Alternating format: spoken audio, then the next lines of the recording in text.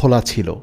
সমুদ্রের গভীরে সূরা নূহ এর আয়াত খোলা অবস্থায় পবিত্র কোরআন খুঁজে পাওয়া, তাও আবার অক্ষত অবস্থায়, এর মধ্যে কি কোনো মেসেজ লুকিয়ে আছে? আমরা জানি হযরত নূহ আলাইহিস সালামের সময় এক প্রবল প্লাবন হয়েছিল। প্রিয় দর্শক, গভীর বিশ্লেষণের পূর্বে জানিয়ে রাখি, এক ডুবুরি প্রথম এই কোরআনের সন্ধান দিয়েছিলেন। প্রতিদিনের মতো সকালবেলা সাউথ আফ্রিকার সমুদ্র গভীরে কিছু ডুবুরি তাদের কাজের জন্য সমুদ্র তলদেশে রওনা করল। তাদের মাঝে একজন ছিলেন ল্যান হ্যাগারটি। তিনি একজন মুসলিম ও দক্ষ ডুবুরি। সব ডুবুরি যখন বিভিন্ন কাজে ব্যস্ত, তখন ল্যান পৌঁছে গেলেন সমুদ্রের অনেক গভীরে, যেথায় এখনও কেউ যায়নি। তার উদ্দেশ্য সেখানে যদি তিনি কিছু পান।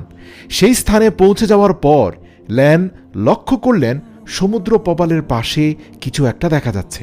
কোনো রত্ন